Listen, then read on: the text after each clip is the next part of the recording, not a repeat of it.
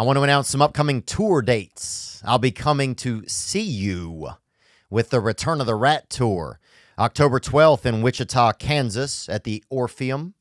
October 13th, Omaha, Nebraska at the Holland Performing Arts Center. And October 14th, Denver, Colorado at the Paramount Theater. All tickets go on sale this Wednesday, August 10th at 10 a.m. local time with the pre-sale code RATKING. And then Friday, August 12th, they will be on sale generally with no pre-sale code. You can get all tickets through theovon.com/tour. Those are trusted links on there. If you go elsewhere, you may get an untrustworthy link, and that could lead to upselling prices. So theovon.com/tour. I also want to tell you we have some new Be Good to Yourself tees in new summertime colorways like banana, salmon, and more. You can check those out and more at theovonstore.com. Thank you. Today's guest was grateful enough to let us tape out of his studio down in Austin, Texas. He's a linchpin in the mixed martial arts community and a prized UFC commentator. He's the host of the largest podcast on planet Earth, the Joe Rogan Experience, and his new hour of stand-up comedy is the best comedy that I've seen him do. We're grateful to have him here today, Mr. Joe Rogan. Shine that light on me. I'll sit and tell you my stories. Shine on me, and I will find a song I will sing it.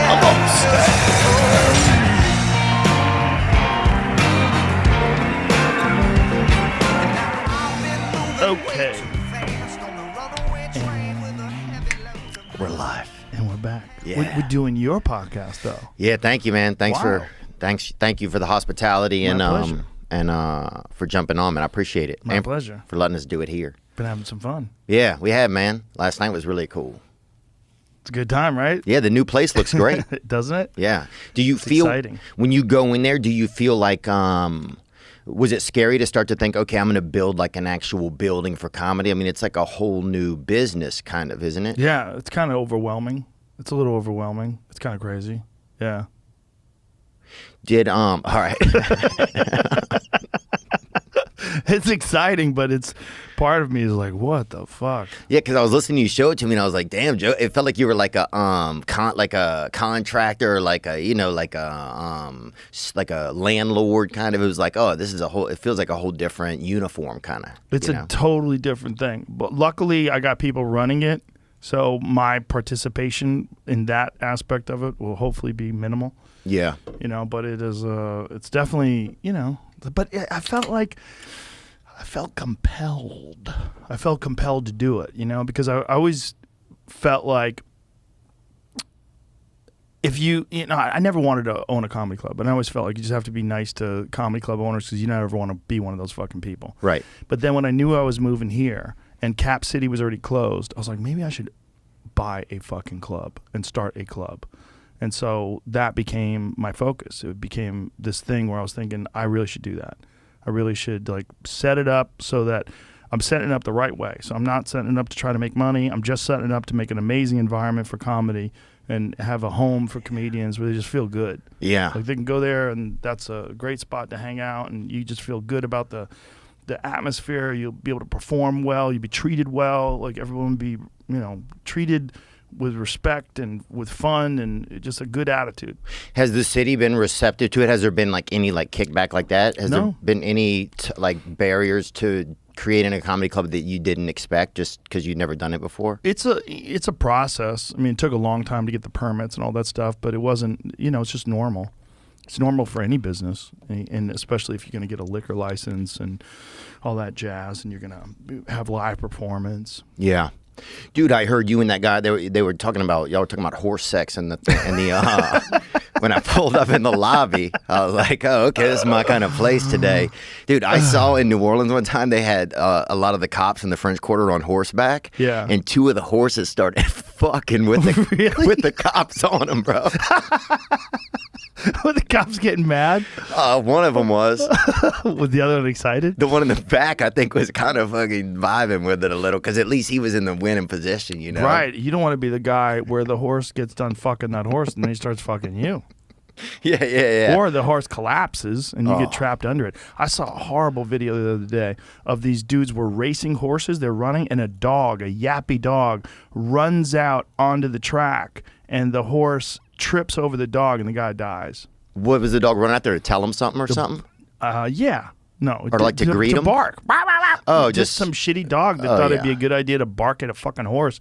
And the horse trips, and the horse is in full throttle. And the horse trips over this dog and lands on this guy. The guy goes, the horse goes head first, and the guy goes with him. So the guy goes down, the horse comes on top of him and crushes him. And the guy died? You want to see it? Yeah. Okay. I'll find it. I'll see it, man. I didn't want to at first. But now you're thinking about it. But now I'm in. Dude, they had a a fundraiser one time when I was going to LSU. They had a fundraiser there for a guy who had gotten hurt playing football, right? Yeah. So they raised all this money. They wanted to get him a nice, fancy wheelchair, one that has like everything on it, like the centrifuge or whatever you can have on a wheelchair. Right. Speakers. And also get him a golden retriever, like an animal, because he had gotten paraplegia from playing football. Right. They get him those things, right? There's fundraisers at a couple of different LSU games. People are walking around the parking lot with buckets and stuff, raising funds. They get him that, and they give it to him. And then a few months later, the dog had the wheelchair or whatever. It had like life support on it for the guy as well. He had to have some kind of like oxygen system. The dog pulled the plug out from the thing, and the guy died. No. Yeah. Oh, no. So, but yeah, seeing those horses made me want to be a cop, dude, for a little while. This shit looked like a party, especially in New Orleans, where people are kind of dancing anyway in the street. I can't find the video, but I can find you a video of a Komodo dragon swallowing a deer whole. All right, that'll do. If that's what I gotta take, dude. That's your second option. Bro, did you see that we made the Fox News last night? I get home, right? I'm looking at some different news sites. That front page of Fox News was Joe Rogan reading the TikTok. Oh, when we're reading the terms of service? Yeah. Fucking crazy, right? But it was the front, it was the main thing. Yeah, it was like, and it almost was like, I was like. Watch this. Watch this video. This is bananas. He already swallowed it. He'll do it again. Here it goes. Watch this. Wow. How quickly he ate that whole deer. Oof. He swallowed a goat. Sorry. I've never. Look at that. Seems like it's sped up a little.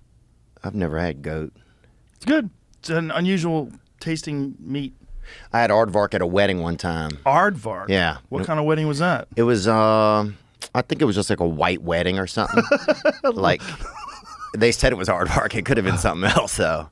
Or like they could have Billy misspelled Idol it. Type white wedding? No, it was just like a regular, like, two whites getting married, They ate aardvark? They said they did. What state was this? This was in Louisiana when I was growing up. It was at a fancy French place, and they said that they had aardvark over there. So we believed them. But yeah, I just thought it was crazy that it was like the night after we did the interview, same day, right? So the head article is Joe Rogan reads the TikTok agreement, right? It's like terms of service. It's almost like sometimes I'm like, is Joe the only person who's reading the terms of service of things in America, and the rest of us are just using shit like right out of the box, like not even paying attention to what's going on? That's what I felt like a little bit. I think a lot of people are now with things like TikTok, because there's been a lot of articles written about it and a lot of people calling for it to be banned because it's basically Chinese spyware. It's But if really, they get us, then what would they like? So say we talked about it a little bit the other day, but say they get like they infiltrate all the electronics, they get all the data and everything. But then how do they get us as people? Like how do they get us into the cages? Well, I don't think it's as simple as get people in the cages. I think what they want is intellectual property. They want to steal data, and they want to like. If they have access to your computer and say, what if you're working on some fucking weapon system? Or what if you're working on some communication system, and they have access to your computer, they can steal that data from your computer because they have access to it because you're using TikTok. So it's just about information. Yeah. One of the more disturbing things was saying that they have access to computers that aren't even being used for TikTok. Right. Like other computers I remember you saying using, that. which is just... That's crazy. It's so insane that would actually be something that someone would allow. They had an engineer, software engineer, back engineered TikTok and said it was the most, in terms of like invasion of privacy, it was the most egregious example that they'd ever found. So wouldn't there be some structure or template in American society or government or hierarchy that would protect us from that sort of thing? Why? That's what I don't understand sometimes. Why isn't there like something that protects us from that sort of thing, or is it just our own responsibilities? I don't know what they can do now other than ban it. But I know they were talking about banning it for a while, but then there was some sort of a deal that was made where the data was going to go from the American version of TikTok was going to go to America. But it turns out that it's not. It's going straight to China, and then they get the version to America. See if that's correct. See, that sounds right like what I read. That's pretty good. Yeah, I think. And we're gonna keep using it. It's almost like because what if they told women there's a makeup that would steal your face, right? Like you put it on and it's gonna put your face in China. Yeah. And then we still use it. Right.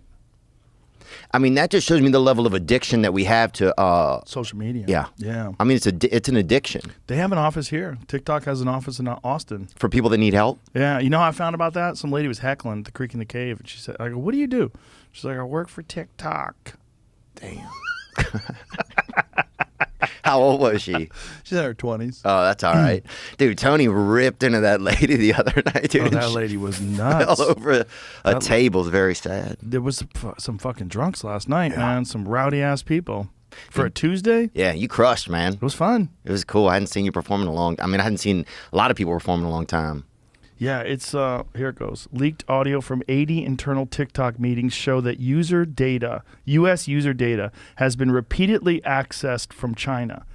I feel like with these tools, there's some backdoor to access user data in almost all of them, said an internal auditor hired to help TikTok close off Chinese access to sensitive information like Americans' birthdays and phone numbers. Damn. And if you look at the terms of service, it's a lot more than that. Yeah. What they have the ability to access is a lot more than that. The terms of service is nuts.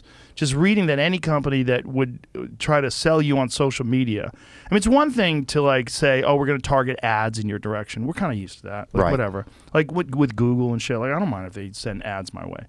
But what they're doing is nuts. They have access to your audio. That means they have access to your fucking microphone. They're listening to you talk. That's scary. Yeah, like if you're having a conversation, like we're going to do this deal with China, and what we're going to sell them is this.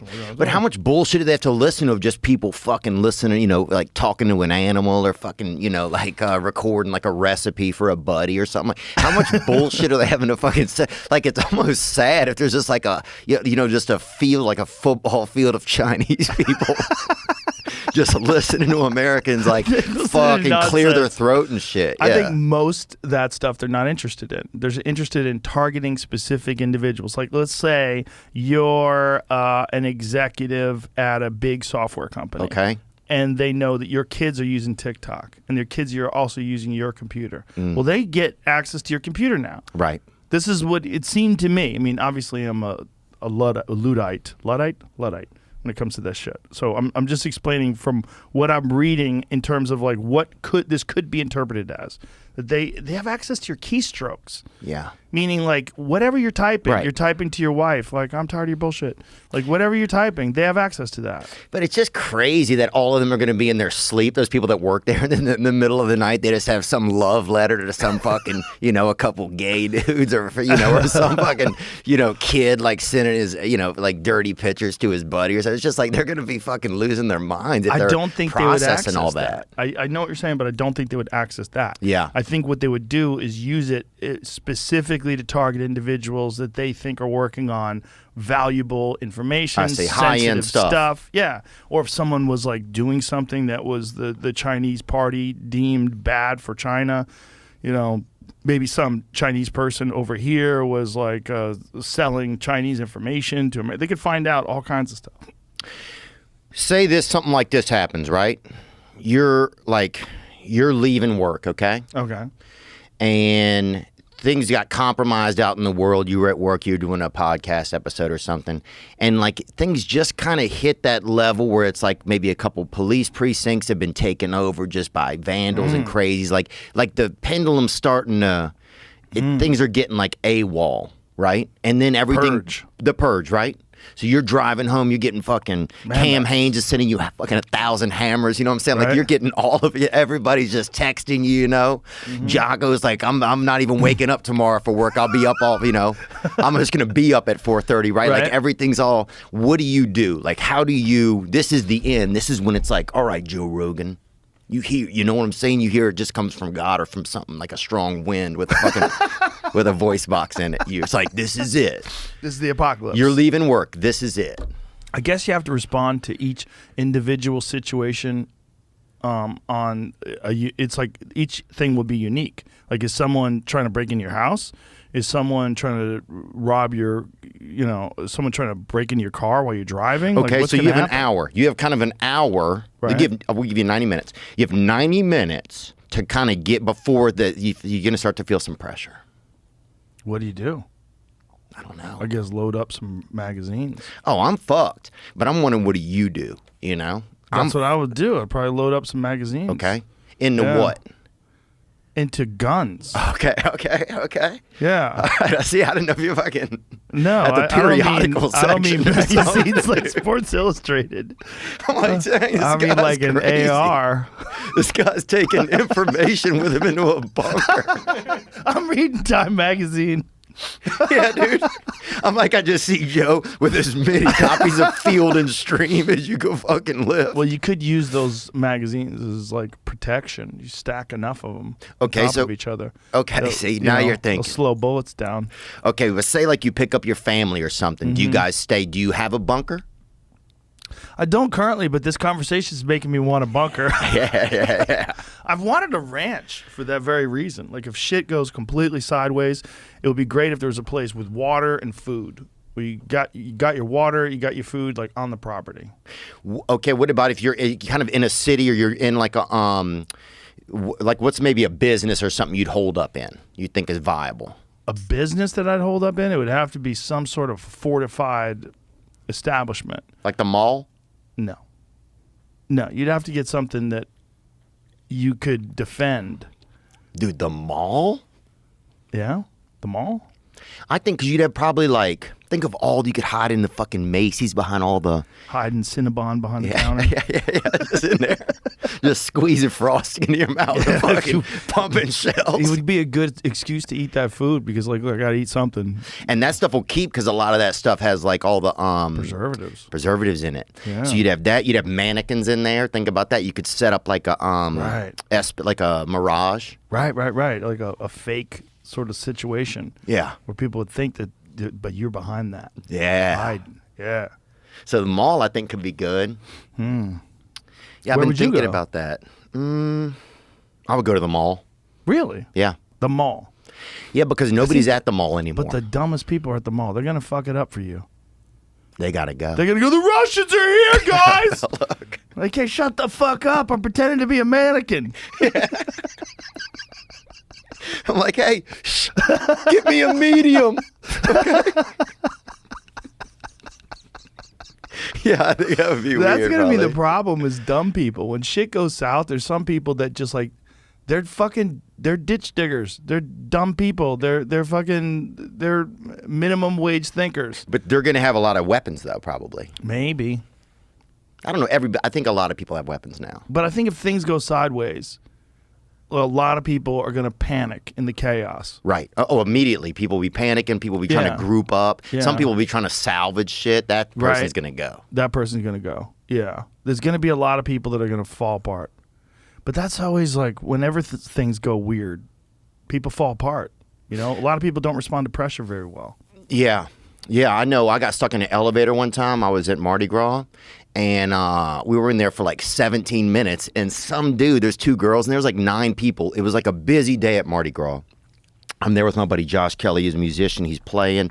We take this elevator, and like 9 of us get stuck in this elevator for like maybe an hour. But you can hear Mardi Gras going on. We're like, how long are we going to be in here? And we're in there in a little while, and some guy goes to 2 girls in there. He goes, don't worry, nobody in here is going to rape y'all. That's what he said. And it was suddenly, like, everything in there just changed. We're like, nobody's even thinking about that shit, you know? How big is this elevator? It was probably, honestly, I bet it was almost as big as this table. Big elevator. Yeah, maybe 2 feet smaller on that end. Maybe Okay. 1 foot. So not so big elevator. Yeah. And some guy kept trying to just pull the doors open as hard as he could. And how many people are in there with you?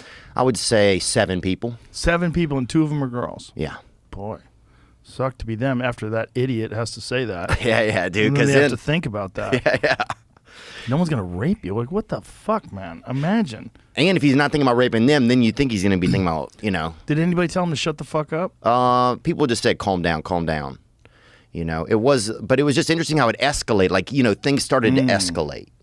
If you are struggling with addiction and you don't know how much help you need or where you should go for help, or if you need to go to treatment or anything, if you don't know what to do, I want to recommend Recover Here. Recover Here is a trusted resource that assists motivated individuals searching for addiction treatment to find the best options available.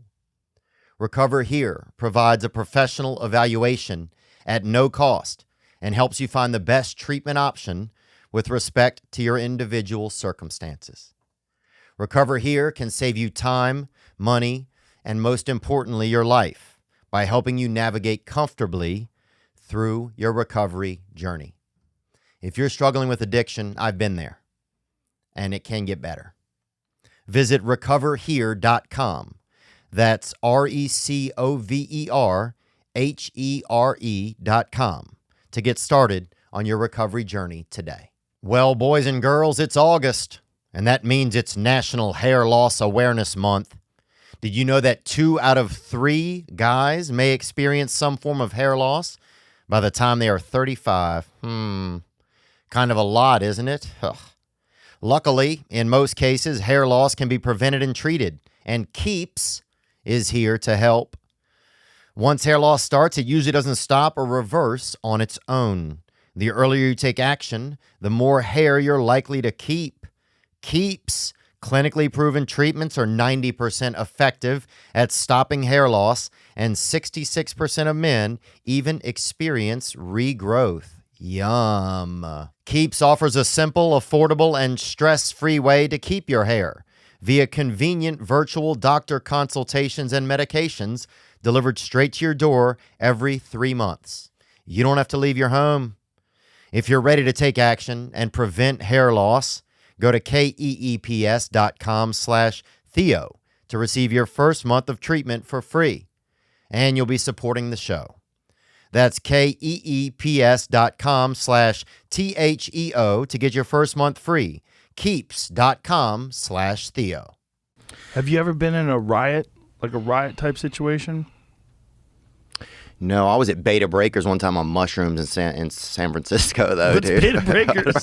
What is Beta Breakers? What is that? It's like a bunch of people. They're like racers. They're like, they race in the street, you know? What kind of racing? Just for long distance. The Kenyans always win it. Yeah. Oh, running. Okay. Yeah, running racing. So it's a bunch of those folks. Bay 2 breakers. I thought you were saying beta breakers. Yeah, Bay 2 breakers. I thought he was saying that too. That's what I typed in. But Oh no, beta breakers I think is a little different. Bay 2 breakers. Yep. So that's the run. Yep. So that's the run, and you can just get in costumes and just be in it. It's like, Oh, like the dude is dressed up like a pink monkey. yeah, How weird is that? And he's at the front. Oh, McDonald's. They dressed up like Ronald McDonald. yeah. So people just do all kind of Iron Man. costumes. Oh, interesting. And we ate a bunch of shrooms out there and kind of commandeered this water table. There was a water table that had kind of been left unattended. What is a water table? Just a table with a bunch of Oh, cups table of water. with waters on it. Okay. So we got over there and people were running, they're going, and we started telling people that the water was for Asian people only, right? Bro, we are crying, laughing, because people are running. They can't stop. They're trying to make a time. So for some people, we'd be like, bro, it's Asians only. And it was like, why? And then Asian people were all excited, and we kept dousing them up. Dude, we were fucking... I would take pictures with, people, and I'd have my fucking nuts hanging out the whole time. What? Yeah, bro, we were out You took of it. pictures of people with your nuts on? How old were you at the time? I don't know, man. Probably 28. And people were like, hey, let's get a picture together. So we get it, Oh and I my just God. slip that bag out there, maybe that fucking gum holster. You know what I'm saying? I had a friend of mine who used to do that all the time. He used to pull his nuts out. Tom Cotter. He was on Dancing with... No, America's Got Talent. Yeah. He's so funny. Yeah, he's a funny dude. I knew Tom way back in the day, and he used to do what he called the sack walk, where he would pull his sack out of the zipper Yeah. and just walk around in parties. And he would just like Tom, what the fuck are you doing, man? His nuts would be hanging out of his pants. Yeah, you used to be able to party like that. Ari still does. Who does? Ari, he'll still yeah. party like that. Yeah, it's interesting, man. Ari's such an interesting dude, isn't he? He's a very interesting dude. He's very much his own person. Yes. And yeah, that- there's not a lot of people like that dude. Yeah. I really admire that about him. So the end of the world's happening, and then I would be at the mall, or maybe, you know what? What? What if you went offshore in like a boat and let the shit fucking Let it happen. Watch it from a distance. let it melt? That'd be a good move if you had a big boat. If you had a boat with food on it. But boats take diesel engine fuel, and that's like, where are you getting your diesel from? Like, how are you going to get that boat back to shore? Like, what do you know? Okay, so you got to prep. So you got to have some diesel on you. Right. You got to have another boat with diesel. You got to have a second boat, a feeder boat, Yeah. like a tanker. And I'll work on that. So you get a tanker like 15 years worth of diesel. Yeah. Oh, damn, dude. Your boat's going to be this big. You're going to have all this fucking And then you diesel. got your houseboat that you're sleeping on. You just smell like diesel all Oh the my- time. Diesel's a terrible smell. Really? I like some it a people little. like the smell of gasoline. I like the smell of gas. You know what I like the smell of? Magic markers. Sharpies. Pop the top. Yeah. Oh. Get in there, dude. The black ones, I'll fucking BLM in each snout could hole, rock with baby. these sails that Jeff Bezos' boat has. Oh, wow. Oh, he's got a boat with sails? Yeah, that's that boat, that giant yacht he has. What? That's it? Yeah. That's what, when I was looking at pictures. Oh, so it's going to have sails? A lot of the big ones do. They do? When I was looking them up earlier, there's giant boats with giant sails on them. Why is that? So they don't have to, so they can still work, I think, if they get stuck somewhere. Oh. That's how they used to travel. Wow. See, that's key, too. You're going to have that because what if your That's a backup. what if your stuff goes Maybe out? Jeff Bezos knows some shit we don't know. I'm sure he probably does. Has he come in here? He hasn't, but I would have him in. You would? Yeah, fuck yeah. I think that'd be I interesting. talked to that dude. My mom works for him. I wonder if he knows some shit that we don't know in terms of like shit going down. How addictive are those things? Very addictive. Yeah, you were hitting that last night hard. Did you notice wouldn't that? Stop. You wouldn't stop. That's how I am, man. If I get something, I get it. You know what I'm saying, boy? Gasoline, magic Oh, marker, dude. Thanks, son. Escobars, whatever. I'm gonna hit it one more time, dude, Hit just it. to fucking. To feel it. You Well- got a crazy head rush from those, don't you? Yeah. Yeah, those nicotine vape pens. They're good for thinking though, for whatever reason. It's like nicotine is a cognitive enhancer. It's like a nootropic. Oh, I don't know if I believe that, but it hurt. To me, it makes me just not be able to sleep that good. It makes me like wake up being scared. No, but it is. It is like well, that's one of the things that Stephen King said really affected him in his writing when he quit smoking. So I got a question for you. So whenever you're like, comics always knew that you were doing well, right? Like, but whenever you got your Spotify deal, was it scary that because they attached like such big figures to it in the press, right?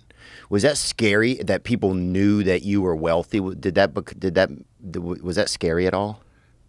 I wouldn't say it's scary, but it's just one of those things where people like start debating whether or not you should have that money.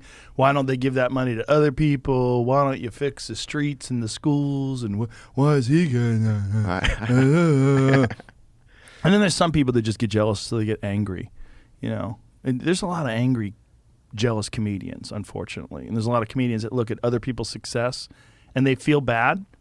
So they think that you're doing something bad because they feel bad, because they don't like the way it makes them feel when someone's killing it. Like a lot of comedians are narcissists, and a lot of them are very self-centered and egomaniacs. Yeah. And so they think that when you're doing something well or something's going well for you, that somehow or another it takes something away from them. You know? Why does that happen, do you think? Famine thinking. People think like there's not enough for everybody. With comedy, there clearly is enough for everybody. With podcasts, there's clearly enough for everybody. And when other people are doing well, it's actually better for everybody, because it like gets more people interested in podcasts, more people getting interested in comedy. That's my take on it. But I've always had that take. I've always like tried to help other comedians. Always. Oh yeah. I think I try to remember you. I think inspire a lot of people to try and think that way more. You know, I heard you talking about that on Andrew Schultz's show, and I think you inspire a lot of people to try and think like, you know, help everybody. Right. Rising tide lifts all boats. Yeah, it's good for everybody. Yeah, and it's good also for the art form, which is good for you. It's good for your act. Like when other people are killing it, it's good for you. You just can't. You can't have that miserly way of thinking that some people have, where they want it all for themselves. You can't. That's not good. Well, some of it's I think especially for some people, if they never came from anything, it can be scary, you know? Yeah. Yeah, it can be scary. It can be scary because they've never had anything. Mm-hmm. So it's such a like, this is going to go away. You know, it's like, I've probably had moments like that in my life, for sure. Yeah. Where I just was like, oh, this...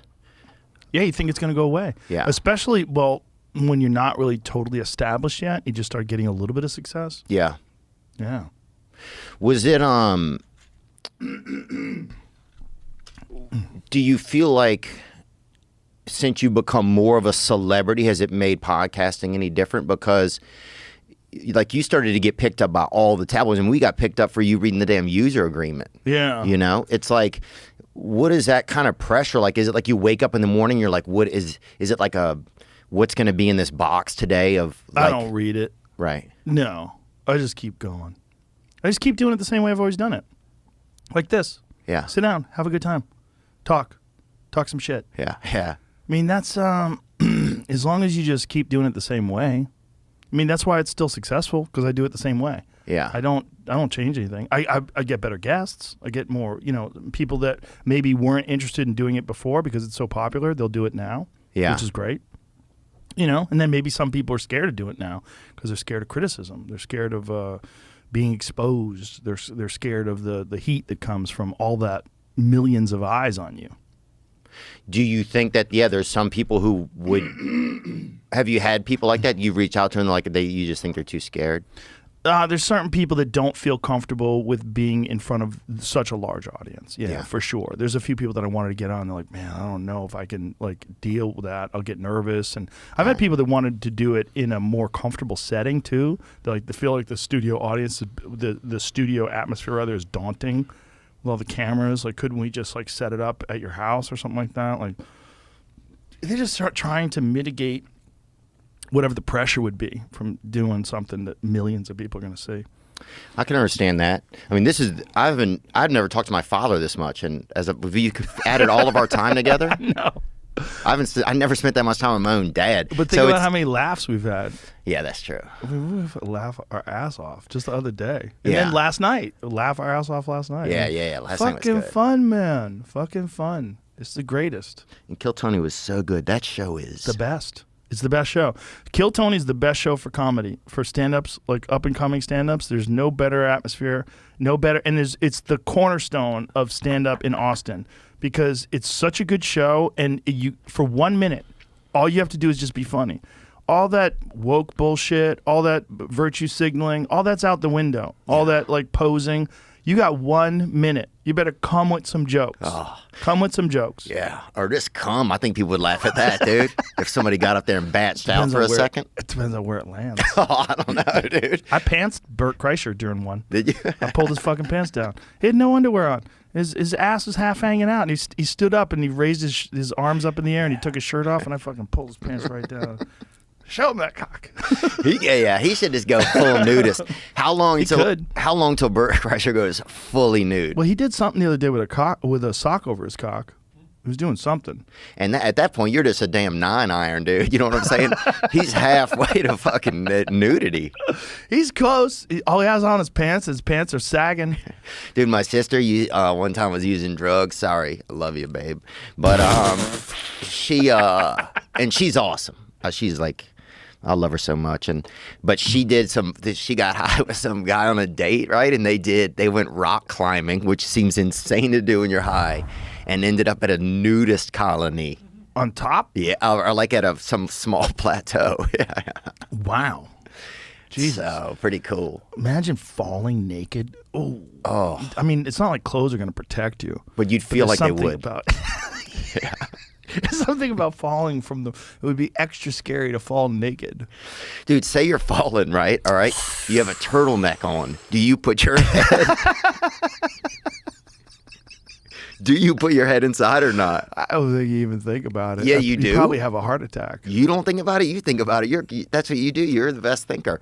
So you don't think you I put don't your. think I would. No, I'd be thinking of how to cushion the fall somehow.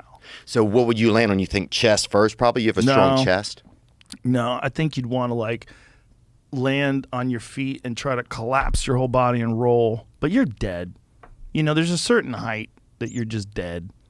My buddy made love to a plane survivor one time, and then she ended up becoming a lesbian after that, which is kind of crazy. But He turned her?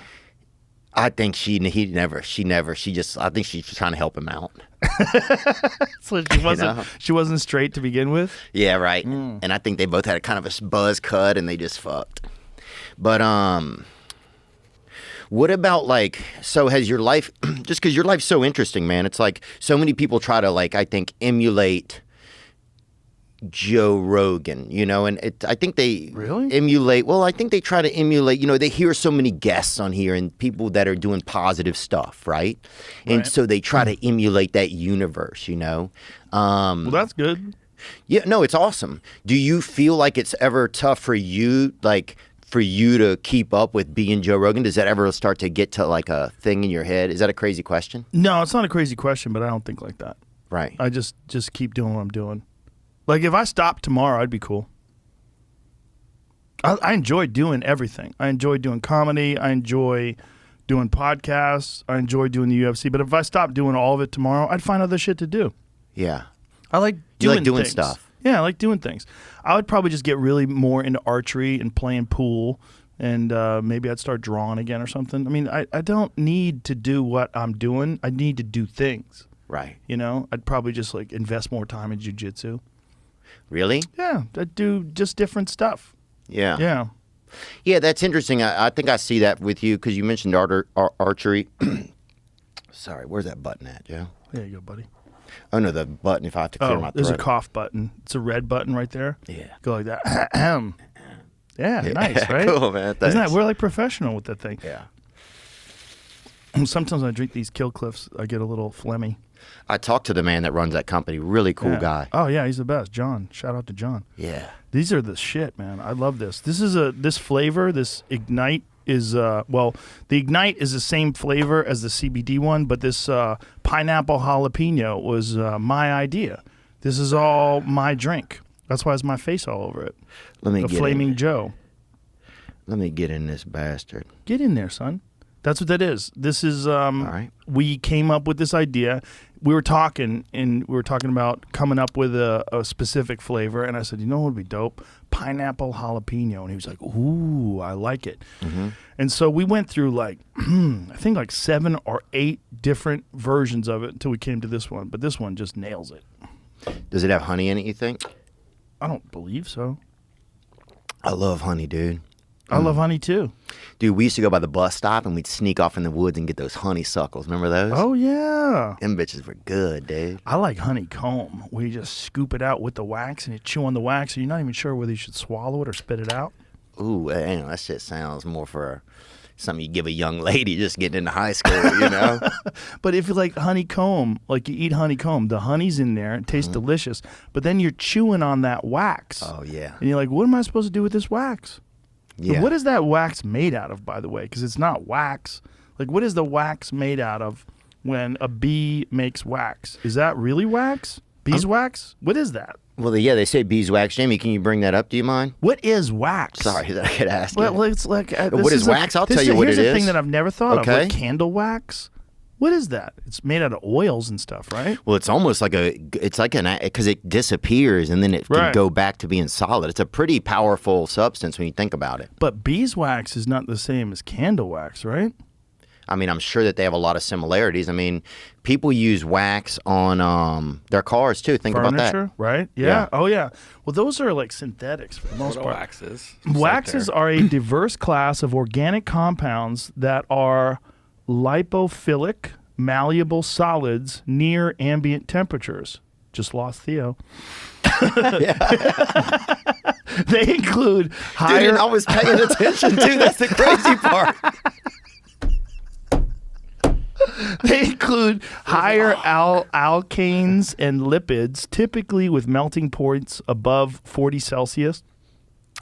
Melting to give low viscosity fluids. Waxes are insoluble in water, but soluble in organic non-polar solvents. Oh, wow. Yeah, because it is interesting. If you take a thing of wax after it's melted and poured in a thing of water, it just turns right back into wax. Or you got ass wax. We're pulling that hair off. Oh, yeah. I've gotten in there, baby. Beeswax is a natural wax produced by the honeybees of the genus Apis. The wax is formed into scales by 8 wax-producing glands in the abdominal segments of worker bees, which discard it in or at the hive. Wow. I'm not shocked, dude. Bees are... Amazing. Well, you know, bees are dying, too. Yeah. Bees are dying from the heat. Is it the heat? Yep, they're evaporating, they ejaculate, and their whole body blows up. Is that real? Bring it up, Jamie. I'm going to fucking do something in here today. I watched a thing today on murder hornets. They're trying to rename murder hornets. To what? Okay, they're probably dying here. Look at this. At temperatures over 107 degrees Fahrenheit, it is estimated that half of male honeybees will die in this manner within 6 hours. With more sensitive individuals dying after only 2 or 3 hours. The headline is the manner there. Oh, bees ejaculating themselves to death in heat waves. Fuck yeah, baby. Oh my God, Spring you're break, telling the baby. truth. I thought you were just Spring making break. shit So up. did I. Click on that. Hell no, dude. This is in, I'm sure, this is in Panama City Beach, Florida. Bees, click on that link. What happened? This is Kid Rock's honey. That's who's making this shit. That is for sure if it's got semen in it. Bees ejaculating themselves to death in heat waves. Viral story explained. Here we go. All right, hit that so we can video? hear it play. Yeah. Does it play? It's probably Is it just music? Okay. Yeah. Leading to in the U.S., nearly 35 million people are under excessive heat warnings or advisories. Yep. However, the heat wave in Europe is of particular concern due to the lack of widespread air conditioning. Yep. The hottest day ever in the UK was recorded in Congisley in Yorkshire, July 19th, hitting a temperature of 104.5 degrees Fahrenheit. The heat wave has led to wildfires in Europe, with fires breaking out in residential areas around London, England, on the outskirts of Athens, Greece, and the western Germany, Let it where burn. 2 firefighters were injured while fighting a blaze. twist their ankles. This is a false headline then. Yeah, it's a bullshit headline. Where's the bees? It's not in that video. Where's the bees? They're jerking off to death. There they are. We don't know why. Drones ejaculate when they get too stressed. Who doesn't? Dude, Alison McAfee, a postdoctoral fellow at the University of British Columbia's Michael Sleuth Laboratories, told Newsweek ejaculation kills them because it basically eviscerates their abdomen. Mm-hmm. This happens during natural mating too. Drone honeybees always die after mating. Oh, what a terrible way to go. But they still do it. Maybe it's suicide. They don't know any better. Oh yeah, they don't know till after. They huh? don't have books. Fuck. Yeah. What if you could make a little bitty book that told them? They can't read. Ah, Imagine what a bee sees. They have like 80 eyeballs on each side. They probably see wild shit. Matt, what does reality look like to a bee? I don't know. You ever see that? It's probably a lot of sounds and like sonars. You ever see what a bee's eyes look like up close? Mm-mm. Oh my God. Pull up a close up of a bee's eyes. Pull it up. Pull up that. Please. Look at that thing, man. Mother Lord. There's hairs coming off of it. Look at all the different. Ooh, look at that. Simple eyes. They have more than one kind of eye. That's me, simple eye. Click on that one up there in the right. Yeah, let's see that top. That to the bad right of your boy. cursor, Jamie. Yeah, that one. That's Look at that that bad thing. boy. Look at the eye. That's wild. Like, what does reality look like to a bee? They have hairs coming out of their fucking eyeballs. Well, hairs are used, I think, to detect a lot of feelings and stuff like that. So imagine what they're pulling in through their eyes. Imagine if you could feel through your eyes. Just look what that thing looks like. What a crazy animal. It's just they're little, so we just kind of got used to them. But that is a strange fucking creature. Like, those eyes are wild, man. I mean, this is a small alien, right? Yes, 100%. Yeah, I mean, that's Starship Troopers. Remember that movie? Mm-mm. You don't remember Starship Troopers? Nah, we didn't see a lot of space things when I was a child. This was probably 20 years ago. Was it about 20 years ago? I'd say, yeah, probably like 99, 97, something like that. Let's see. 97.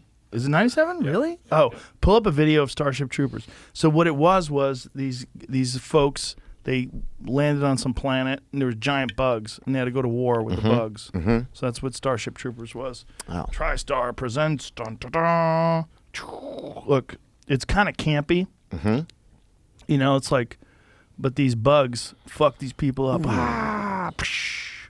From the director of RoboCop, Total Recall. Ah, he's running. Ah. Ooh. Well, it's a fucking fun movie. And is that Denise Richards in there? Yeah, and it was Young and hot. Woo! They also had that thing in there where people could get healed by going in like that vat, and the robot would just reanimate missing limbs and. Oh, that's Shit. coming. Neil Patrick Harris is in it too. Yeah, look at that. This is a wild ass movie. It's a good movie. Do you think they'll ever be able to email people to a new spot? They'll be able to, like, Star Wars type or Star Trek type, like, beam me up, Scotty, that kind of shit. Maybe. Yeah. Reassemble you, disassemble you, and reassemble you. Will there be different like airlines, kind of like you feel like Probably. They'll probably lose you, like they lose luggage. yeah. What'd you do with my uncle? Sorry, we lose 1,000 people every year. But do you want to go to Cancun or not? Okay.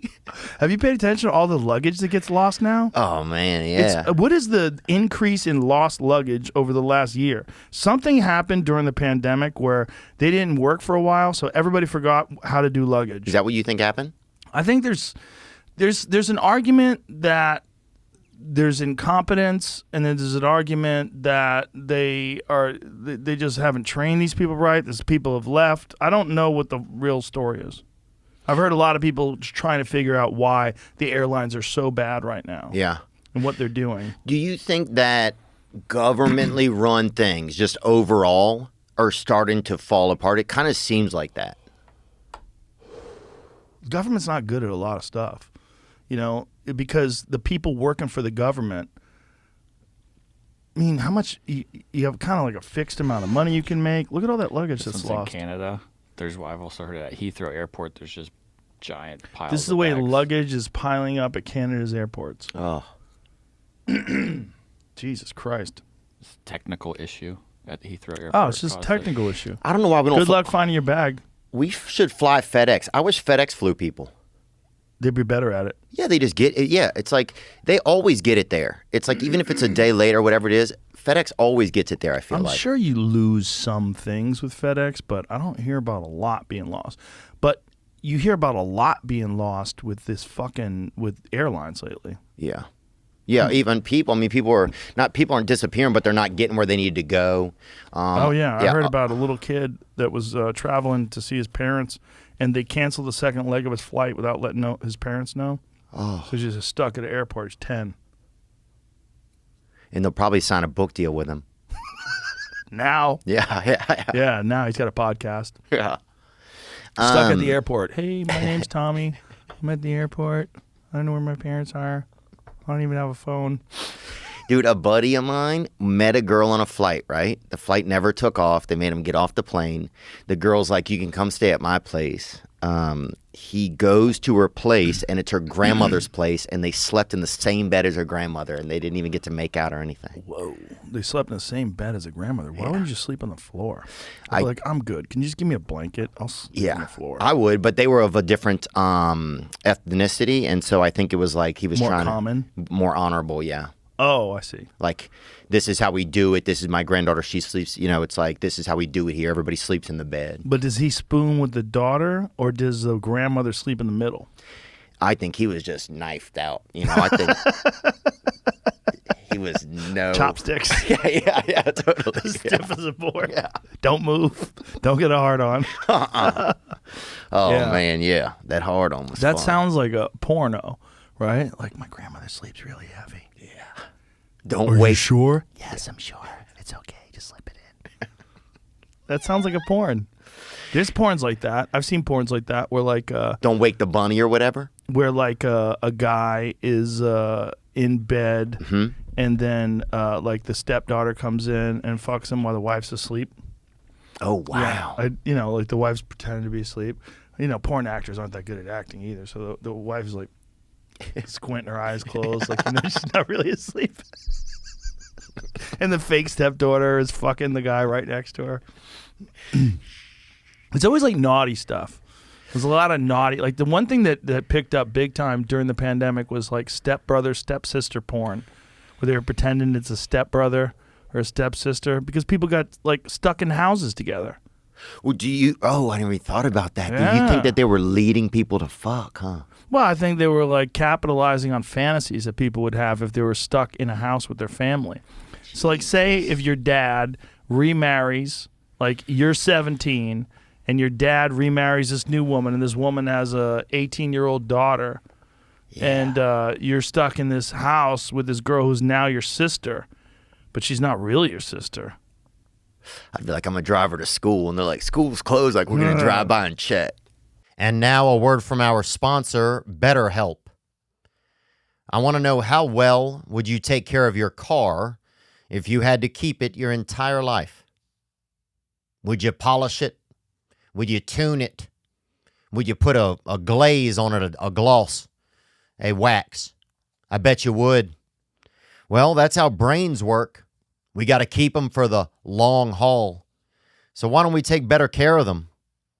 How we care for our minds affects how we experience life. And BetterHelp online therapy can help you take care of your brain. BetterHelp is online therapy that offers video, phone, and even live chat only therapy sessions, so you don't have to see anyone on camera if you don't want to. I was struggling one day and I was driving somewhere, and I pulled over and bam, I was better helping myself right there with a certified therapist. It's more affordable than in-person therapy. You can be matched with a therapist in under 48 hours. Our listeners get 10% off their first month at betterhelp.com/THEO. That's betterhelp.com/Theo. You want to get out sometimes and you want to get across the ocean. Maybe you do a plane, maybe you do a ship or whatever. Or something, maybe you just Evel Knievel your whole family out of a dang cannon. But when you get to a new land, you want to be able to speak their language, don't you? Well, Babbel can help. Babbel is the language learning app that sold more than 10 million subscriptions. Thanks to Babbel's addictively fun and easy bite-sized language lessons, there's still time to learn a new language before you reach your destination. With Babbel, you only need 10 minutes to complete a lesson, so you can start having real-life conversations in less than 3 weeks. With Babbel, you can choose from 14 different languages. That's correct, including Spanish, French, Italian, and German. Start your new language learning journey today with Babbel. Right now, save up to 60% off your subscription when you go to babbel.com/Theo. That's babbel.com/THEO for up to 60% off your subscription. Babbel, language for life. People, do you think more people are related than we realize? That there's more, that's sometimes why people get like born with certain deficiencies and stuff like that, like Down syndrome and all of that, because more Down what? Down syndrome, because more people are related. I don't know what causes that, but I would imagine that if you do have sex with people you're related to, what are the odds that, like, how high do the odds increase if you have sex with your cousin versus how high do the odds increase if you have sex with, like, your sister, if you create a child that has a deformity? Ooh, I bet 40%. Can you bring it up, Jamie? I bet it's very. Let's Google first cousin. How dangerous is it breeding with your first cousin? Right now, Jesus. Yeah, so I just wanted to tempt you. I rolled that in front of you to see how you feel. It seems like there's an unlimited amount of nicotine in these things too. It's like very confusing. It makes that my lips bottomless pit. Sometimes it makes my lips hot, and I can't taste water if I drink it.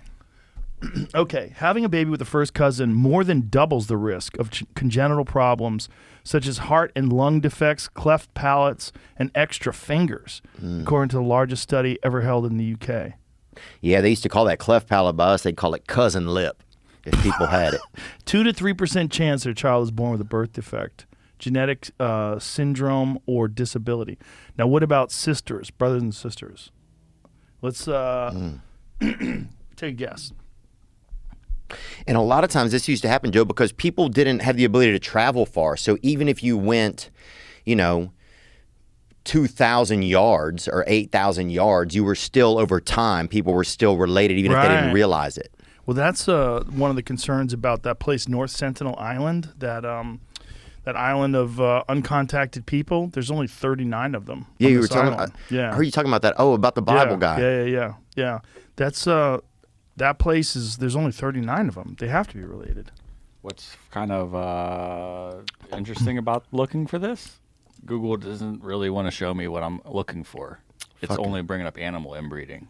See, that's crazy. Oh, wow. So Google will let you look up what it's like to fuck your cousin, but don't get crazy. Yeah, I even specifically said, like, sibling incest, and it's just showing animal stuff. Oh, wow. Well, go to DuckDuckGo. Having a child. Oh, genetic risks of 2 siblings having a child together. Here it goes. Look at that. Well, let's go that. Oh, you fucking pop-up ads. A curious adult from Texas asks. Is that us? Is that us? Yeah. The future crime people have caught us. Incest laws seem to be socially rather than genetically based, but I'm guessing there are biological consequences too. So what are the exact genetic risks of 2 siblings having a child together? Let's get down to it. Okay, you're probably right.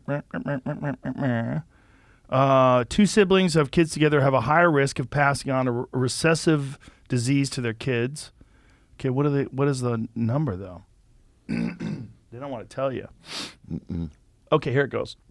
If a brother and sister are both carriers or have a child together, each of their children would have a 1 in 4 chance of ending up with CF. Is that cystic fibrosis? Yeah.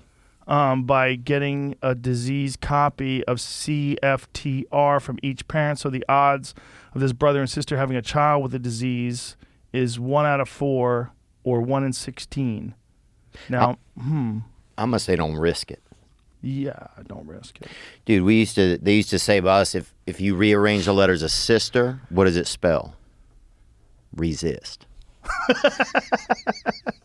And I never forgot that. That's good. That's smart. Yeah, I thought it was helpful. certainly is. So I had a question, like, so you know, like how golf, like the PGA started doing like the LIV, you know, like they have people leaving the PGA because this big money organization came in and is paying the best golfers. Could something like that ever happen to the UFC? Do you feel like? That's an interesting question. They've tried to do that before. Affliction came along before, and they got Fedor, and they got Tim Sylvia, and Andrei Arlovsky. There was a lot of like big name fighters that went over to Affliction and fought for them, but they went under after a few events. It's hard doing something like the UFC. First of all, the UFC is so firmly established. It would be like trying to create a new NBA. It's like maybe you could do it, but you need a lot of money. Fortunately for this LIV Golf thing, it's run by the Saudis, and they obviously have insane amounts of money. But even so, people have passed on it because they don't want to be associated with the Saudis.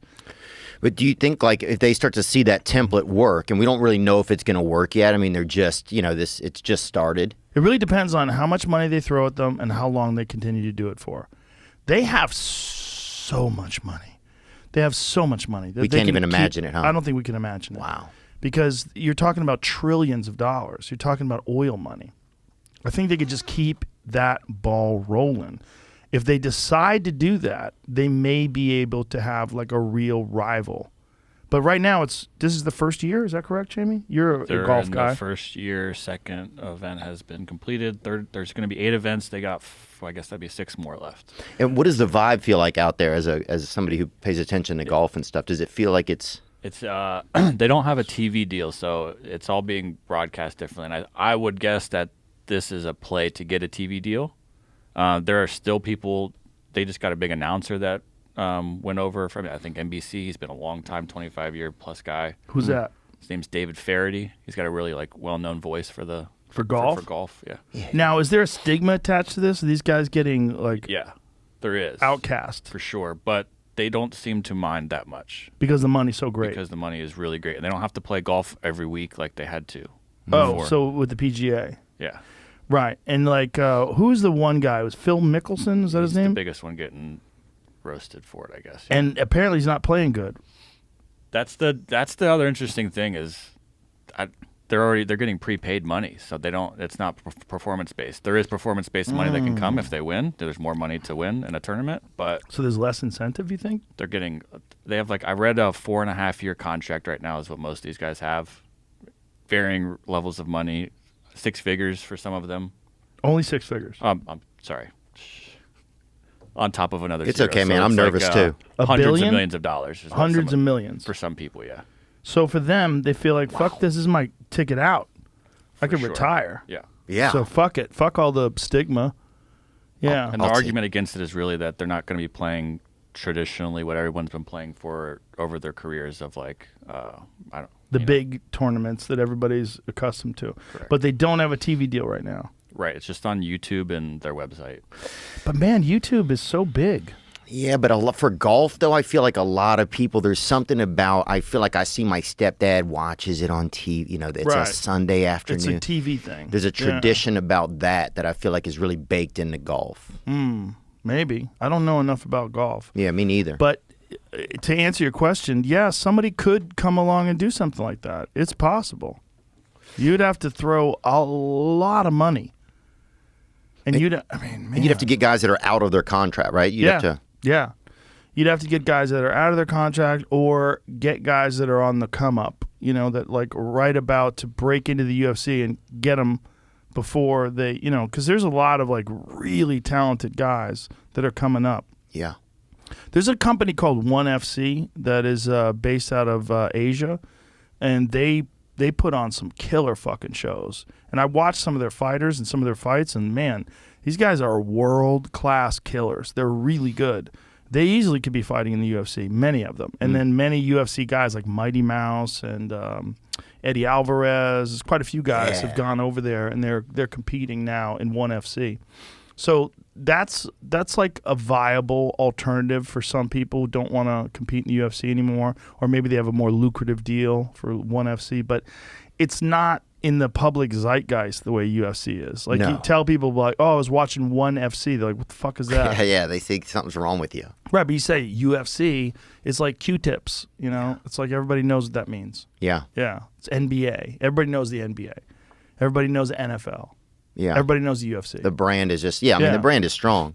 I mean, I think the UFC the fact that it performed, it showed up every few weeks during the pandemic was unbelievable. Yeah.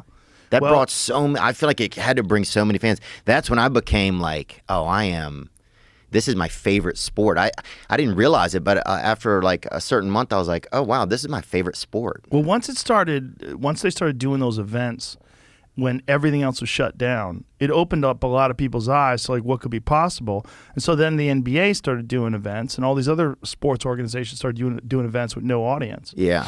You know, didn't they have baseball games with no audience? Yeah. I think the Dodgers won the World Series with no audience. But remember, they had like Brody was in the stands. They had fake cutouts of people in the Right, seats. right. Yeah. Which is weird. Just Yeah. have empty seats, man. Don't lie to me when I know you're lying to me. You've worked so long at UFC. Do you feel like that? And I've watched your pace over there. I remember when I did a show with you in Atlanta, and then we did a show the night before. Then I was sitting behind you, and so like you guys are commentating, and then you go right up into the ring, and you come right back down, and you commentate again. I mean, it was like watching it just seemed like a lot. Like, this is a lot, you know, like you have to have a real pace for it. It's know? a real job. Yeah. You have to have energy for sure. It blew my mind. Yeah, it's like, and you're doing it for 6 hours. Yeah. Like, I sit down for 6 hours and I try not to pee, which is lucky that I have good experience doing the podcast because I'm used to like holding my piss for 3 hours, but that's about my limit. So I always have to pee at least once or twice. Ride that during the bag, event. baby. You know I like riding that It's bag. hard though sometimes. Like, also, I'm drinking like Monster energy drinks sometimes, which are like piss magnets. Yeah. Yeah. They're delicious, but they make you want to pee. Make you want to beat your wife too, dude. I've seen a lot of dudes drinking Monster that you know they're going home to punch. I don't know if the Monster is the cause of it. I think there's probably other factors. Well, I'll say this: it's the beverage of choice of some of those gentlemen. I'll say that. Do you I think thought it was rock stars. maybe it used to be? Do you think you'll always work there? Do you ever? I mean, you've done it for a long time. You know. Do you think? I mean, I guess nothing can be forever, but do you think you'll always commentate for UFC? I enjoy it. I enjoy the sport, but I enjoy watching it too. You know, when it came to Austin, it was the first time in 20 years that I sat in the what I audience heard. and I watched it. It was great. I enjoyed the shit out of it.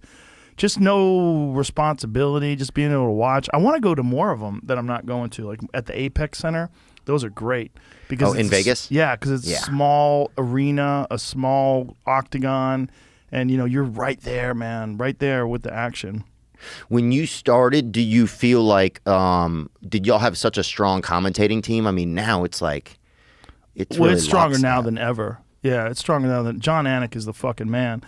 He's great, and Daniel Cormier is the fucking man. And, you know, when I get to do it with Dominic Cruz or, you know, anybody else that you know, I get Paul Felder's fucking great. It's amazing. It's a beautiful job, and I love DC. Like, when me and DC hang out and have fun, it's just like, he's such a great guy, and he knows so much about the sport. You know, 2-division world champion and great wrestler, and just a dude who likes to have fun. Like, we laugh a lot, and it's a great job, man. I love it. I look forward to it every time. I look forward to it this weekend. I'm doing this weekend in Dallas. I'm pumped. Oh, nice. I don't know who's fighting on that one.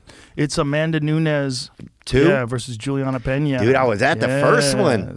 Yes. Who knows what's happening in that rematch? And Halle Berry was there at the first one, dude. Oh, yeah. That was cool. Halle Berry's a big fan. She's there all the time. Yeah, that She was loves cool. the sport. Yeah, Jared Leto was there. He's neat. He's always there too. Yeah. Yeah, he loves it. It's always, I mean, it's exciting, man. You know who's a big fan of it now? Mark Zuckerberg. He's a big fan of MMA. Really? Yeah. He loves it. He got like super addicted to it. He's training now. He's doing jiu-jitsu. Oh, wow. Yeah. Good for him. Yeah. They should make him fight other owners of things. Who do you think he would fight? Bezos? Bezos is a No. little older.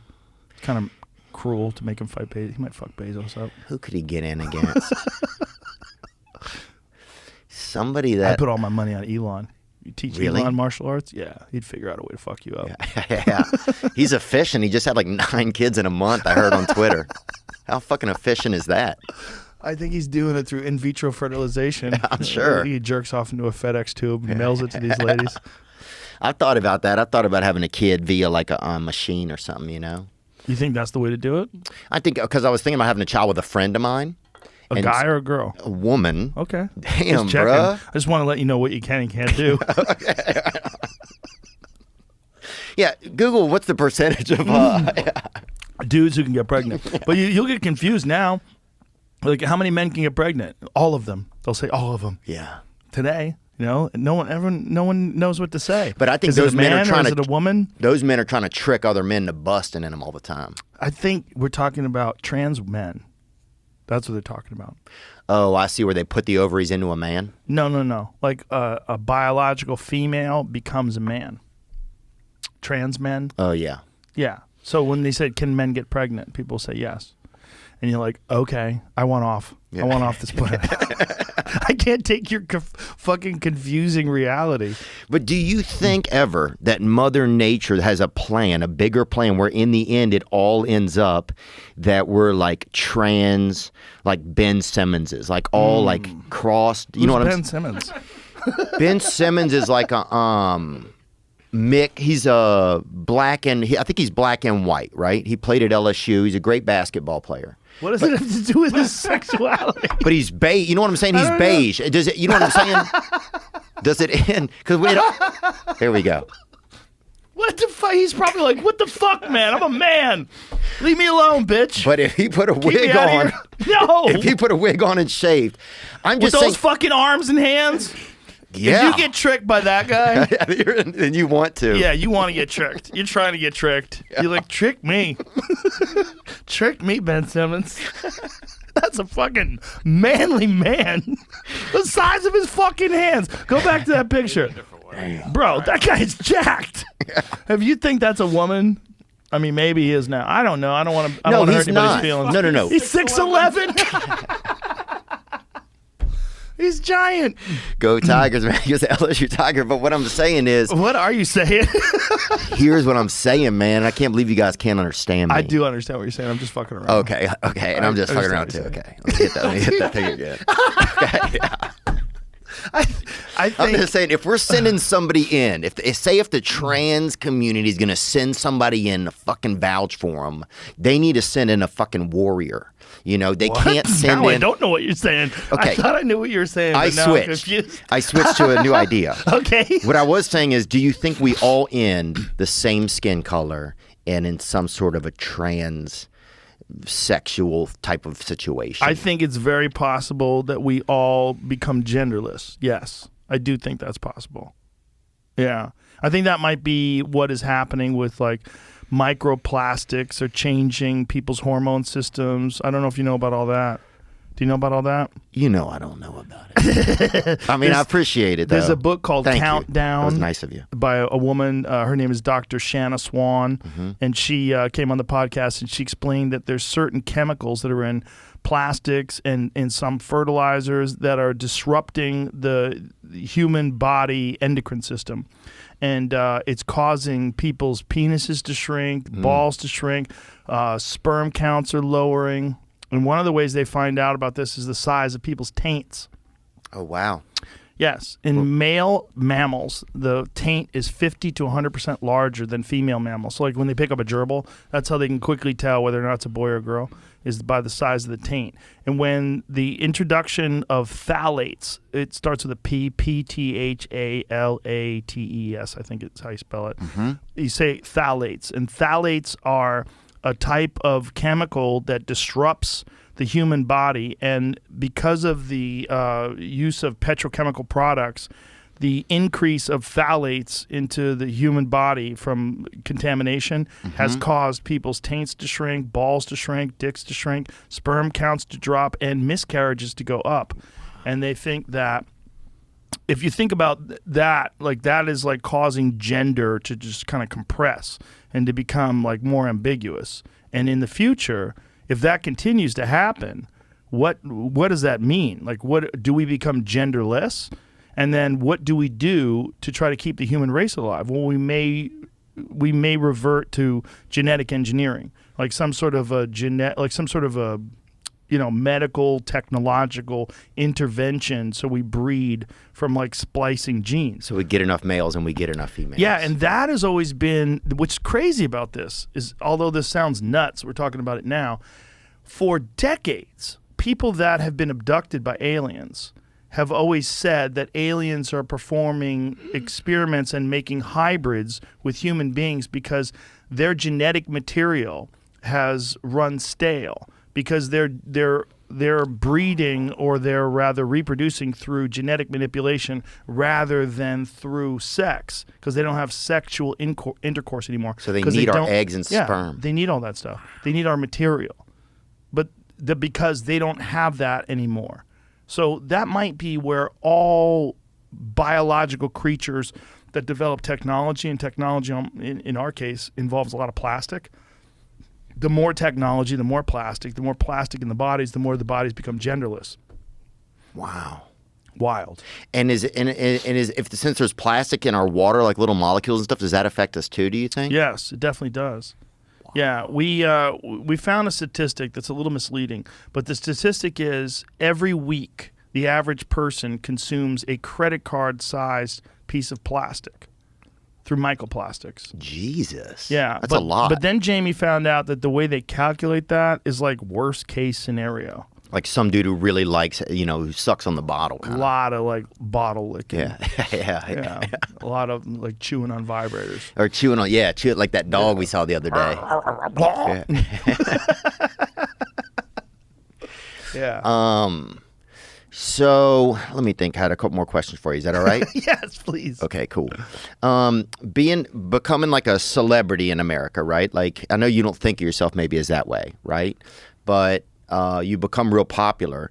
Is it hard to keep it from like affecting your family and kids and stuff? Does that ever get like scary and stuff? It definitely will affect everyone around you, and it affects people in a weird way where like people will like contact family members and ask for things, which is like weird.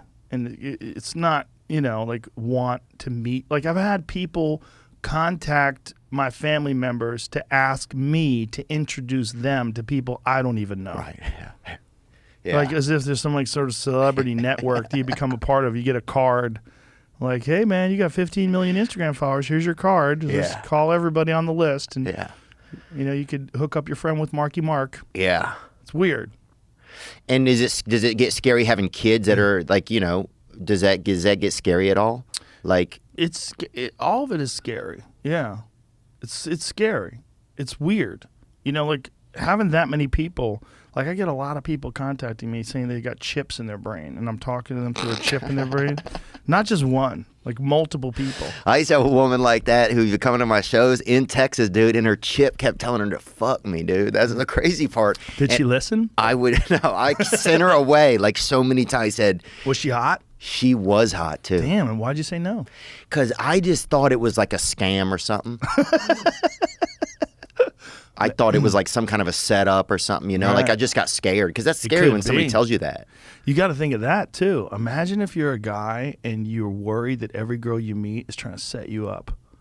Like if you're some oligarch type dude and every woman you meet might be a hit woman, or might be someone who's like trying to get information with some Russian spy. Yeah. Who's trying to record you fucking.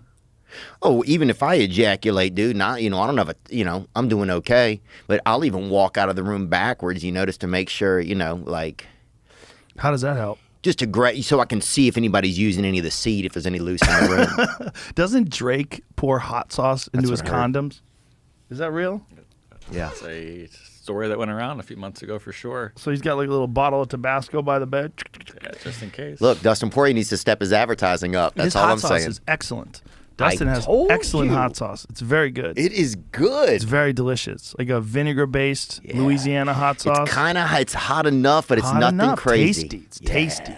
It's very good. What is it called? Like Diamond? Yeah, I need to know this, man.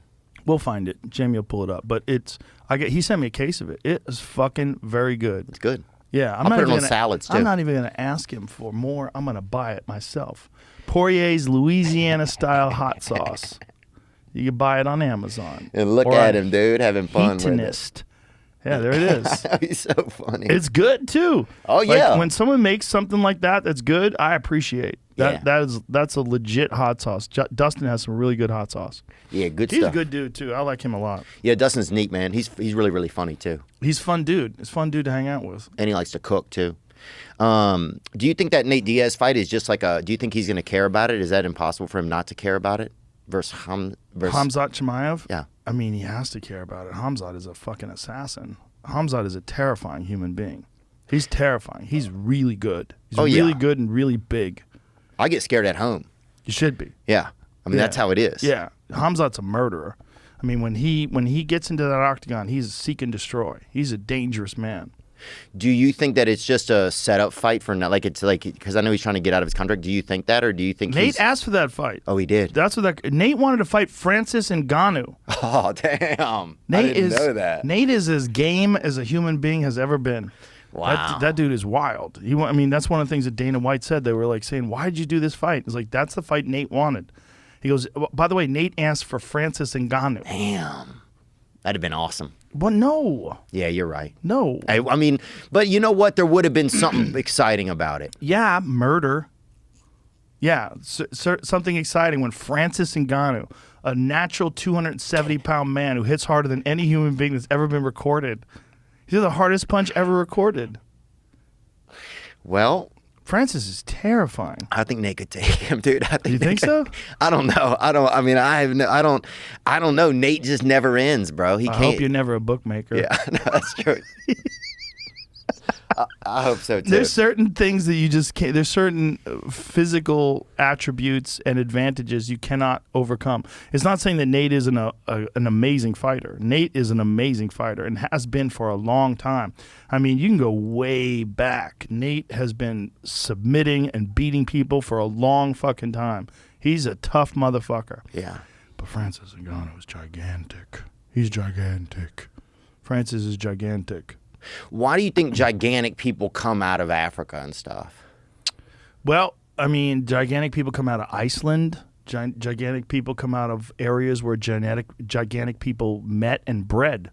You know, and Francis's father was huge. And I don't know how big his mother was, but, you know, there's a lot of giant people in the world. And when they find other giant people and they fuck, they make big humans.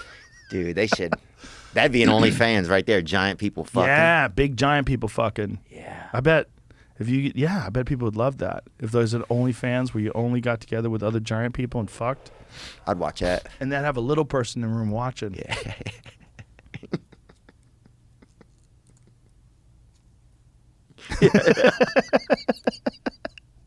Do you go on OnlyFans at all?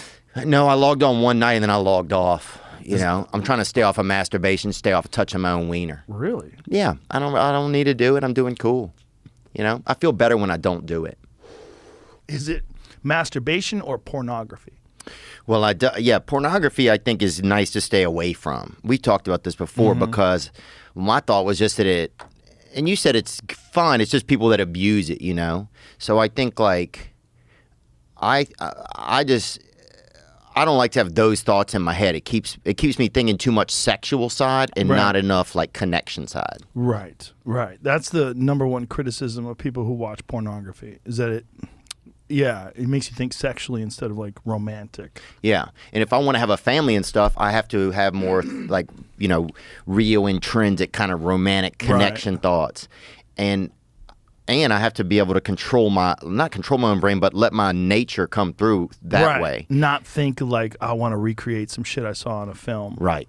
Or and I won't even think that way, but like your subconscious just it remembers the stuff, you know, and it kind of mills around in there, just kind of loiters around your brain and dick a little. How many girls have started to make a living off of OnlyFans now that would just normally have a job and never get paid the same amount of money?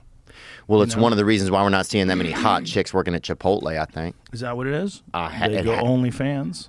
I think it's definitely... But how do they get an audience? Like just because you're hot and you show your asshole? They bait through their Instagram, yeah.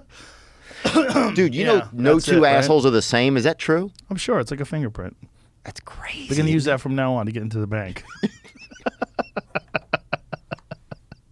It's like your retina scan. That's how you get into Dan Bilzerian's house. I mean, if you really think about how many girls are making like stupendous amounts of money on OnlyFans. Oh, it's baffling. But do you also think, Joe, that Whoa, OnlyFans is over 1 million creators. So, well, let's imagine that's worldwide. Up from 70,000 in 2019. So all those people jumped on board during the pandemic. That makes sense. this is what I start to worry about? That it's going to be like what is this called? A gig economy? No, what is Yes. it? Okay. No, gig economy is like Uber, right? Okay. Would you think of OnlyFans? Does that count? Sure. Yeah. Sure. I mean, you could get a gig. They could make a video for a specific person. Same kind of thing. Oh, okay. Do you think it's A going to... cameo. But yeah, it's very. I similar, watched some for sure. cameos the other day. It was sad. I got one from Nick Nolte about some dogs at Christmas. I made him make like a video for some puppies that I never... Nick Nolte does cameos? that I didn't have, yeah. Why is He's he like, doing oh, hey, Cinnamon and Whisker. Dad loves you. Yeah, I got to find it. Nick Nolte's on Cameo? How is it? Is that weird? Oh, no, Gary... Who's the other guy that looks like Nick Nolte? Gary Busey? Gary Busey. Okay, that makes sense. Yeah. They look very different. He's like, hey, Cinnamon and Whisker. Dad's home. Gary Busey was a great actor who got in a horrible motorcycle accident without a helmet. Yeah. Okay, play some of these. Give me one right there. Got my guitar, got my voice, got my thoughts, got my love to send to you in a cameo, however many you want. Just send me what you want me to tell you, and I'll tell you better than you can feel. Bop, bop, bop. There you go. Cameos are us. I love that. Doesn't that make you feel good, though? Did you feel good when he did it? No. No, it made me think you should wear a helmet. Oh, you think people are taking advantage of him? No, that's what happened to him. He got in a motorcycle accident without a helmet on, back when LA didn't have a helmet law. And he crashed his motorcycle and bounced his fucking head off a curb. Oh, and damn, got, dude. yeah, and got serious brain damage. That's not funny, So you bro. can pull that up. I want to say that was from like the early 2000s. He had a serious. That's why one of his eyes looks different than the other one. Yeah. Because they remade it? His fucking skull got crushed. Yeah. In 1988, the actor, then 44, had just picked up his Harley Davidson from a shop when he tried to maneuver around a bus and accidentally turned too hard, started skidding, and hit his back brake, causing him to fly over his windshield and land directly on his helmetless head. Oh. Yeah. So that is when things went sour. And his hair still looks good, which is crazy. He's got great huh? hair. He's got great hair to hide that scar where they had to stitch his head back together again, I think. That's unbelievable. Not good. Well, this is my question then. Do you think it's going to get to a point, right, where if we start losing jobs, right, and there's less jobs and more people are on like OnlyFans, right, that you're basically going to have chicks out there, like literally women holding each other at gunpoint, like, you know, subscribe to my pussy, stuff like that. Like, you know what I'm saying? Like, I don't know what you're saying. you know, help, Jamie. Jamie, can you pull up some help? Pull up some help. I need some help, man. I always have this vision of like two Uber drivers, like you're gonna be my you're my ride, or you know what I'm saying? You're my like it's like people like it's all just digital, it's all online, and it's just like people just like subscribe to me now, you know, like literally at gunpoint. Like that's how bad it's gonna get. I don't think that's going to happen, but I think there's going to be a lot of people that are doing that to make a living. The problem is, where's the money coming from? Is it going to be subscribers paying other subscribers? Is it going to be like a hierarchy, like someone who makes like $1 million a month paying someone who makes $100,000 a month, who pays someone who makes $10,000 a month? Is it going to be a pyramid scheme for pussy? Yeah, yeah. I'd almost buy a fake pussy somewhere and put it out there. I don't think that's good enough. I think you have to have the whole body attached to it. Like, what do most girls on OnlyFans do? Do they show like bikini pictures? Like, what are they doing? Showing feet? There's bikini pictures. I know that there's like meetups where like manager companies like have them all go to like a location together, like at the beach, and then they do like, you know, tit touching and like They get together, smelling each other's crotch, like stuff. Oh, and so that gets everybody excited, and then they get more like. So they have managers. Stuff animals do, like stuff animals do before their owner pulls them away real quick. I heard that a lot of these girls, when they're interacting with people online, they're not really doing it. That they hire a company, and then someone writes these letters. Because like if you feel like you're going to respond to people and text them, like how many of them are you going to do this to? Like how many can you? How many days? I mean, how much hours in the day do you have? And if people don't know how many you're responding to or who's doing it, like if you have, like, say if you have 1 million subscribers on OnlyFans and you get 100,000 messages a month. Yeah, you got to have somebody helping you. Maybe they just have a person, like a service, who writes like sexy things, like "Thank you, sweetie," heart, yeah, kiss, blowing kiss, Yeah. Like, yeah, you're so sweet, thank you. And there's a fat guy writing those things. Do you remember Marilyn Martinez? Did you know Marilyn Martinez? Marilyn Martinez was a comic at the Comedy Store, and very funny. And she used to do phone sex back in the day. That's how she made a living when she was starting out as a comic. She would get on the phone with guys while they were jerking off. And she'd talk them through it. That's wild. Yeah. Yeah, I just wonder if it's going to come to that where you're going to have, people just helping each other jerk off, and that's going to be, I think it's going to come to the point where you can't jerk off anymore because you're not going to have any genitals. I think we're all going to slip away to neutral. Like I was saying. Aliens. Yeah. Beige. Aliens. We look at what aliens look like. What do they look like? They look like sexless, genderless things with big, giant heads. Autism, too. You think so? Aliens? Yeah. I think they have the highest, most acute form of fucking... Alzheimer's? Autism. Autism. I said Alzheimer's. They might have Alzheimer's, too, dude. They could have it all. I mean, at that point, they've mastered the diseases. I was trying to say Asperger's, and I came up with Alzheimer's. Well, Asperger's should have a different name, too. It's just... Asperger's. Yeah. That's rude. Yeah, it's a lot. Right? I wonder if it's like a doctor. Is it Dr. Asperger who figured out Asperger's? I don't know. Take a guess. Let's find out and take a guess. Ron Asperger? Yeah. Yeah, probably. Like a guy out of Seattle. I was thinking that when the Fournier's gangrene we looked up to their dad. It's unfortunate for Mr. Fournier.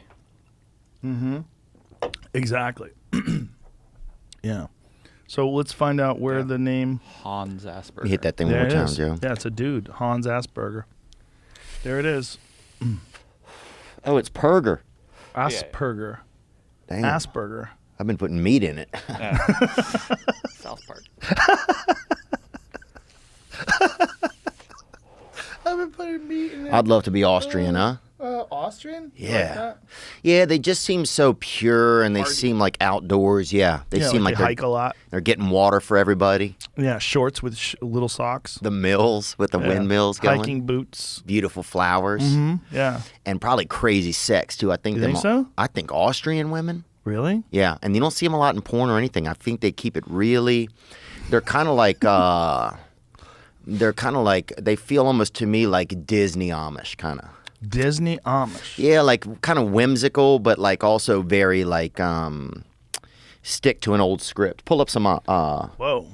Damn. Hot. Pretty dead on with that Disney princess. Yeah. Yeah, very Disney princess looking. All of them. Damn.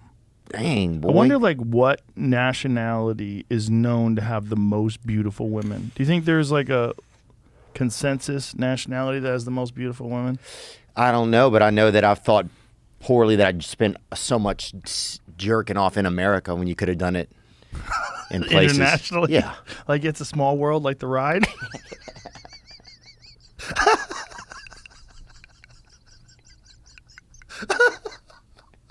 Dude, why do you and I have the fucking silliest podcasts? Oh, my God. I just had a great podcast with Rich from Rich Rebuilds. We were talking about cars, and then you come in here. And it's like, You started with him. I saw you talking about horse sex but I'll out tell there. you his reaction is very different than yours. Oh yeah, that's cool, man. I would like to get some different. I'd like to get some different hobbies and stuff like that. Like what? I don't know. Sometimes I thought about maybe getting into golf. Like that's one thing. Like in Nashville, it's like most people just there's just a lot of drinking and golf. Talk to this dude. He's a golfing fool. Him and Tony Hinchcliffe and Ron White. Oh, Tony's built for it. Built for golf? I think so. He's just that perfect. He looks almost like Pinocchio's old, crazy brother. You know what I'm talking about? Pull him up. Pull up Tony Hinchcliffe's body. Pull up Tony Hinchcliffe. It's probably already a comparison. Tony Hinchcliffe side by side next to Pinocchio online. Dude, that was so much fun, man. It's So much interesting. You guys definitely made a good case for Austin. Yeah. We're having fun out here, man. Yeah. You get to see it, right? Yeah. And how wild are these shows? Tonight's going to be wild too, sir. Really good. Tonight's going to be fun. Yeah, a lot of good comics out there. A lot of good comics on stage. Yeah, it just felt. Yeah, it's like you said, having a sense of community is There really is. important. Look at his little notebook. But look Nothing right there we with the can- mic at the ice house. That is a Pinocchio. It's almost like his hand looks like it was pulled up by a Hey. piece of cord. Yeah. To the right, one more, please, Jamie. Right there. Yeah. Yeah, it looks like his arm is hanging from a string. Perhaps. Fuck Geppetto. Yeah, he's an asshole. Yeah. I'm trying to think if there's anything else that I wanted to ask you, Joe. I feel like we covered a decent amount of stuff. You know? We definitely did. You gonna move here? Thinking about it? I thought about it. I thought about it more today, and I thought about it yesterday. Yeah.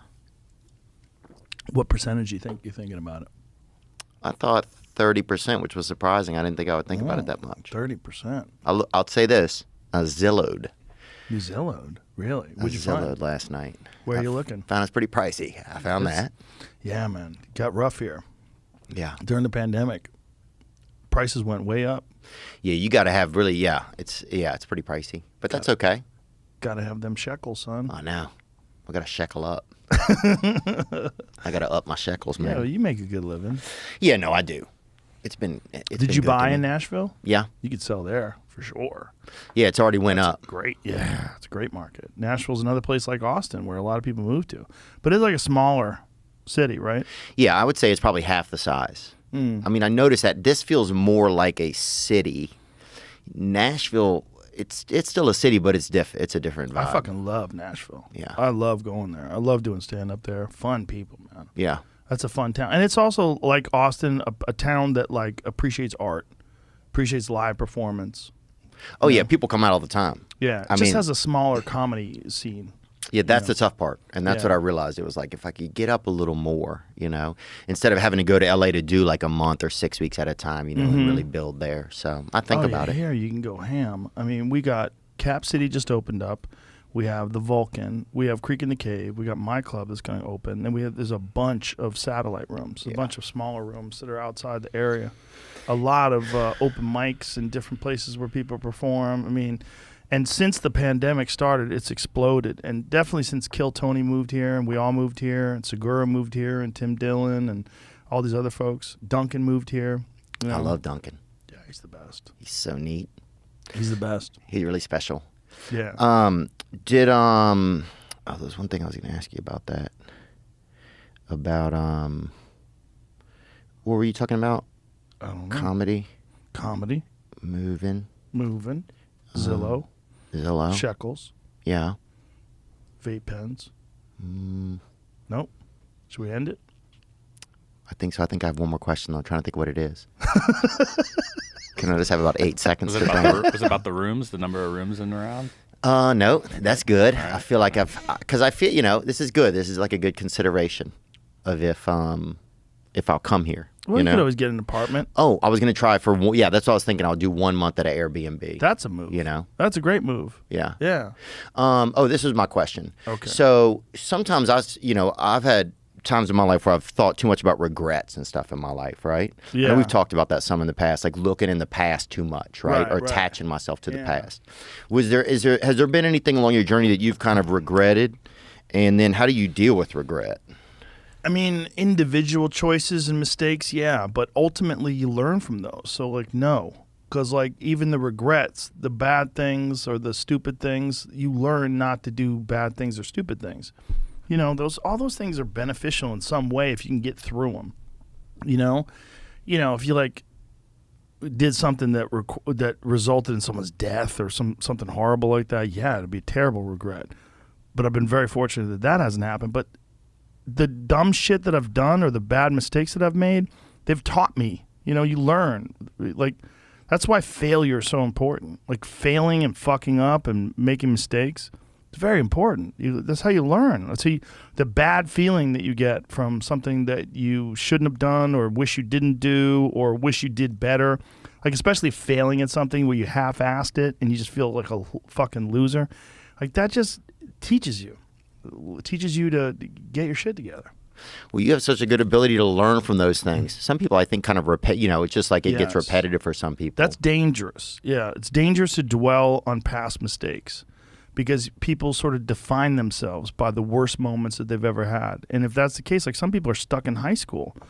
You know, they're stuck in failures that they had like when they were first getting jobs, and they always think that they're a loser, and they don't like the feeling of failure, so they keep low expectations so that they never have to feel that. You got to get through it. You got to get through bad feelings. You got to get through failure. It's very important. And you get through it by just picking yourself back up and moving forward and going. But it's hard for a lot of people because that sting, they never get over it, the feeling of failure. And they don't have a good support system, like good friends. Like having a good community of friends is very, very important because you could feel like if you've been, a girl broke up with you, and you feel like you're the worst. You're a fucking loser. Like you're a piece of shit. But then you go out with your friends and you have a few laughs, and next thing you know, you're laughing and you're like, I'm all right. We'll be all right. And then maybe you meet a new lady. Yeah. Yeah. And she like picks you up and you're like, oh, we're going to be okay. And then you learn from the last mistakes. Yeah. That's life. It just, those feelings of failure are so hard. They're so hard to get over, and they overwhelm people, and some people can't get past them. And then every time some new thing comes up, when you have to rise to the occasion, you have to perform, you think about that time you failed, and it fucks your head up, man. You think, I'm a fucking loser, I can't do this, I'm going to fail, I'm going to fuck up, you know? Like bombing. Like, how many times have you had a bad set, and you're like, God damn it, I suck at comedy, I can't do this. I can't do this. I suck at comedy. That's just it, I just suck. And then you define yourself that way, and you got to get over it.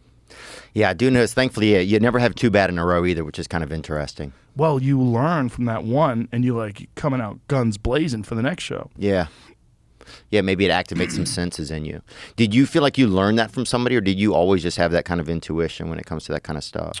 I think I learned it from martial arts because you get your ass kicked, and like you don't want to get your ass kicked again. You either quit fighting or you learn how to get a lot better, you know, and then you get your ass kicked in training, which happens all the time.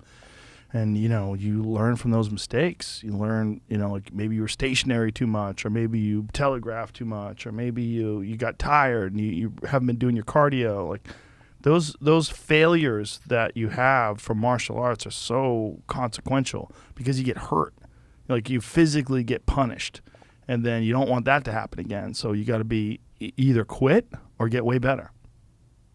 I like that. And that's great for a lot of my listeners. A lot of guys, you know, or just, you know, a lot of guys just trying to keep going in their lives, you know? Yeah, with everybody. And my listeners, your listeners, anybody who's listening to any people, just totally. People out there. Yeah. That's why there's so many self-help books. That's why there's so many motivational documentaries and motivational Instagram pages, is because people need stuff like that. They need something. And generally, the best version of it is coming from someone who's experienced fuck-ups and got through it. Yeah. You know? Yeah, I appreciate it, man. You know, you're like kind of like a library. I was thinking about the other day in a weird way. You're like kind of like a library. You know, that's interesting. How am I a library? Because you just have all this information that's passed through you, and you're able to like kind of. You're almost like a cleaners at the cleaners. If you ask a question, then it goes and gets the information and brings it to the front. You know, and it's like wrapped up. Kind of, it's cool. That's a funny way. It's a nice skill, man. Because I was even listening to an old episode of ours, and there was information and like kind of suggestions and guidance you share with me in there that were still resonate with me today. So it's just pretty cool. Cool. You know? So right, thank you so much, bro. I appreciate your time, dude. I appreciate you. Yeah. All right, my man. Bye. Now I'm just floating on the breeze, and I feel I'm falling like these leaves. I must be cornerstone. Oh,